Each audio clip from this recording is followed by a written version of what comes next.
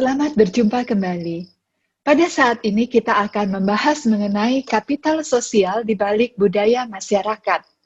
Nah, mengapa demikian? Sesungguhnya masyarakat itu tidak bisa dilepaskan dari budaya.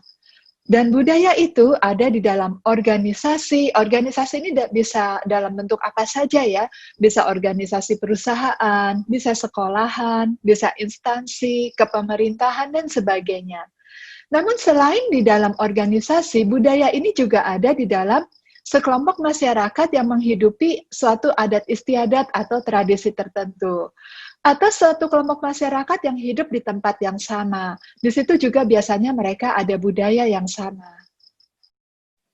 Seorang ilmuwan, Francis Fukuyama, mengatakan bahwa kapital sosial yang kuat itu akan meningkatkan pertumbuhan ekonomi yang kuat pula. Mengapa bisa demikian? Karena sebetulnya kapital sosial ini memang merupakan bagian dari ilmu ekonomi sekaligus ilmu sosial yang bisa mendatangkan keuntungan. Nah, saya akan memberikan gambaran sebagai berikut. Misalnya, di dalam sebuah kelompok masyarakat, mereka hidup dengan budaya yang sama. Misalnya, mereka menghayati nilai-nilai yang diturunkan dalam tradisi mereka secara turun-temurun. Ada nilai-nilai yang sama yang dihayati oleh sekelompok masyarakat itu. Nah, karena mereka menghayati nilai-nilai yang sama, akibatnya apa? Di antara mereka akan mudah terjadi transaksi. Mengapa begitu? Karena dengan menghidupi nilai-nilai yang sama, di antara mereka itu muncul trust atau rasa saling percaya satu dengan yang lainnya. Dan trust ini yang paling dibutuhkan dalam suatu transaksi. Nah, apabila transaksi berjalan dengan lancar, maka pertumbuhan ekonomi pun akan meningkat. Dan sebetulnya kapital sosial ini tidak hanya mendatangkan keuntungan secara ekonomi, tetapi juga dalam ketahanan sosial, misalnya dalam bidang politik dan dalam berbagai banyak hal. Nah, saudara-saudariku yang terkasih, itu terjadi karena apa? Karena adanya rasa saling percaya satu sama lain. Rasa saling percaya ini terjadi karena apa? Karena di dalam kelompok masyarakat itu mereka menghidupi nilai-nilai yang sama. Jadi, saya ulang ya, ada sekelompok masyarakat, mereka menghidupi nilai-nilai yang sama, sehingga di dalam diri mereka itu ada sebuah budaya tertentu, budaya masyarakat itu. Nah, karena mereka menghayati nilai-nilai yang sama, maka di antara mereka ada trust atau rasa saling percaya satu dengan lainnya. Nah, ketika ada trust, rasa saling percaya satu sama lain, maka kelompok masyarakat itu menjadi sebuah jaringan sosial. Nah, apabila jaringan sosial ini itu misalnya bersepakat untuk melakukan gotong royong, mereka percaya bahwa kalau saya terjun, yang lain juga terjun. Mereka tidak takut rugi begitu ya. Atau misalnya berani patungan. Mereka tidak berpikir, aduh jangan-jangan yang lain nggak patungan, cuma saya aja. Tidak ya, ada rasa percaya satu sama lain.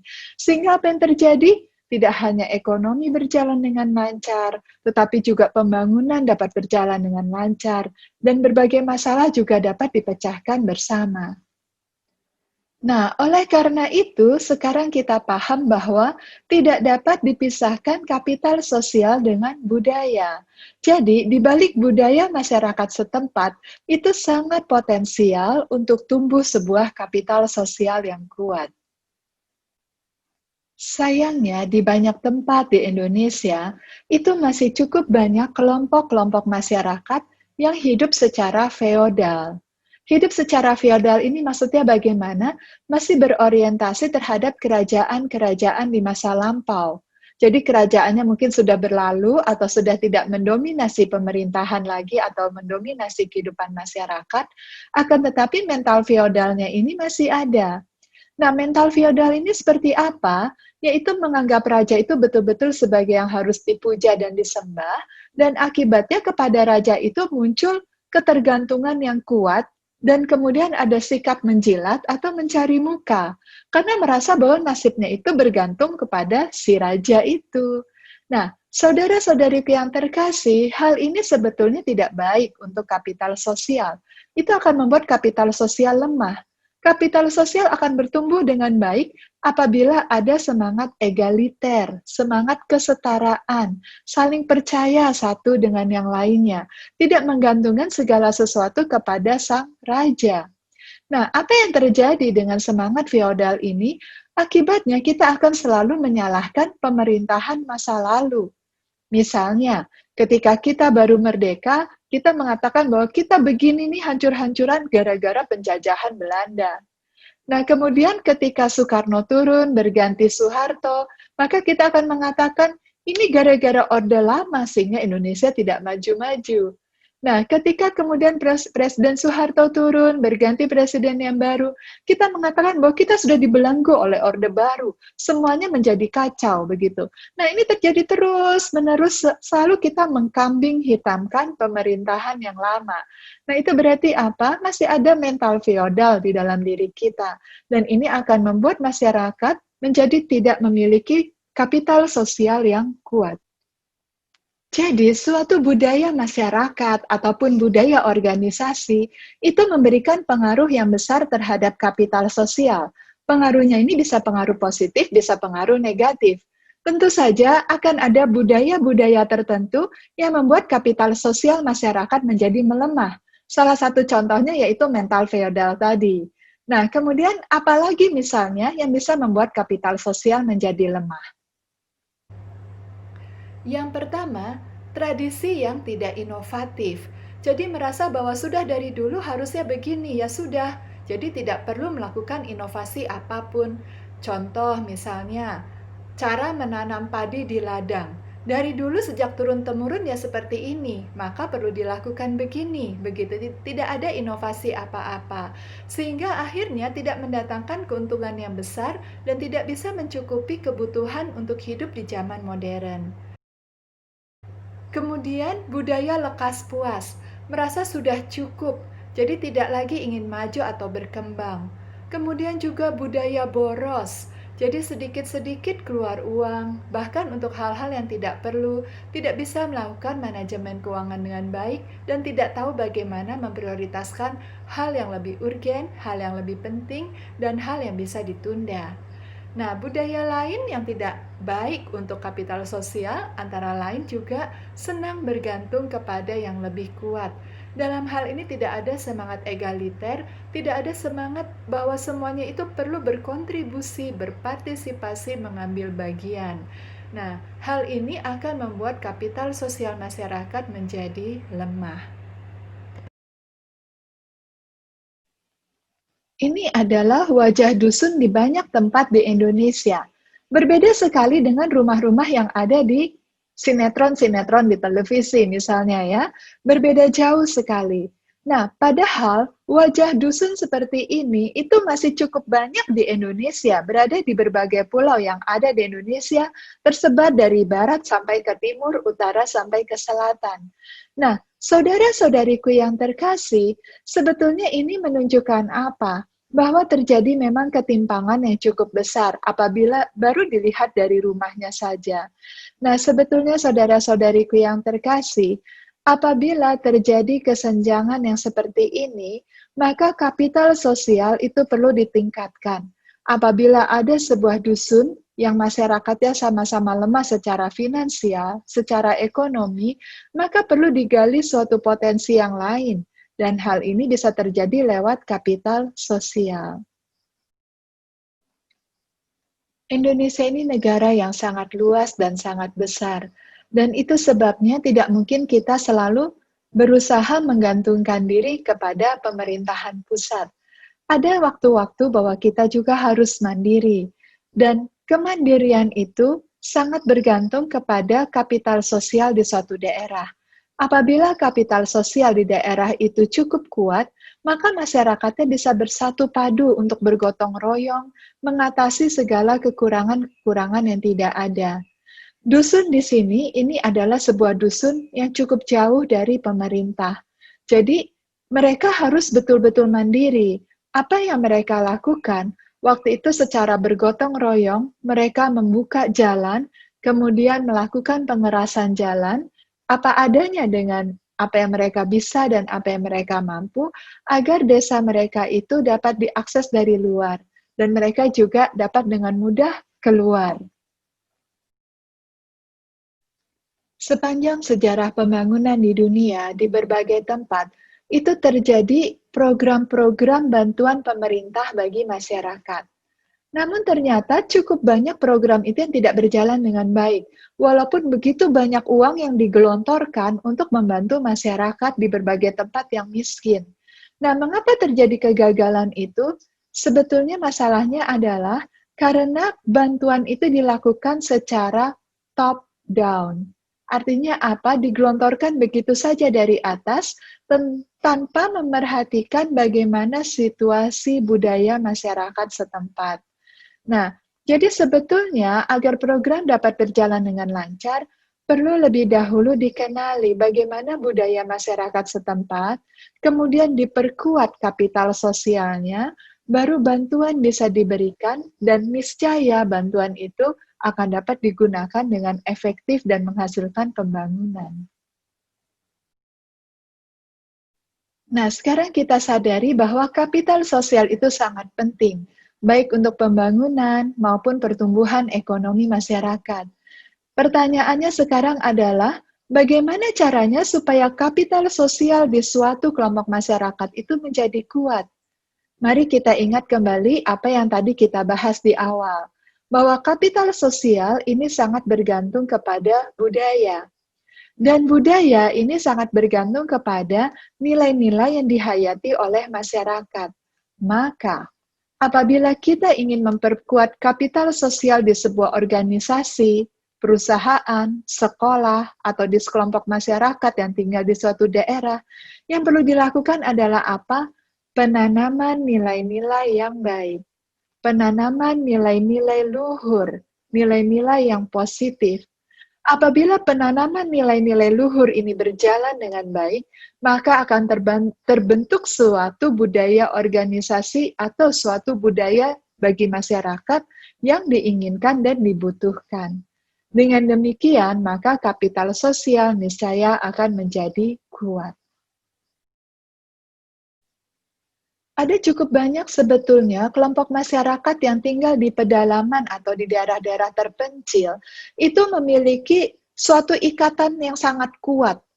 Mereka menghidupi nilai-nilai yang sama, ada rasa saling percaya atau trust satu sama lain, dan mereka menjadi sebuah jaringan sosial yang kuat.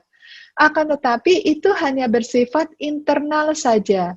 Itu yang membuat mereka juga tidak bisa berkembang, baik secara ekonomi maupun pembangunan. Kapital sosial semacam itu disebut bonding. Bagaimana caranya agar mereka bisa berkembang? Maka mereka harus membuat jembatan yang menghubungkan antara kelompok eksklusif mereka dengan kelompok lainnya. Dengan demikian, maka perlu dibuat bridging, yaitu memperluas jaringan sosialnya, tidak lagi di kelompok eksklusif, tapi diperluas dengan kelompok-kelompok yang lain. Menjadi sebuah kapital sosial yang terjembatani, atau dalam hal ini bridging.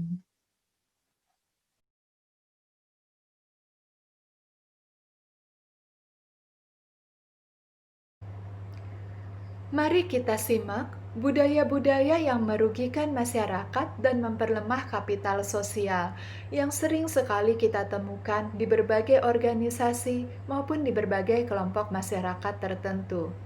Apa itu? Yang pertama, berorientasi pada apa yang dinikmati hari ini. Jadi tidak ada cita-cita atau rencana pemikiran masa depan. Kemudian yang kedua, rendahnya aspirasi. Lalu yang ketiga, lemahnya pengendalian diri untuk merajut masa depan yang lebih baik. Jadi, tidak ada semangat perjuangan yang kuat, tidak berani atau tidak sanggup menyangkal diri demi masa depan yang lebih baik.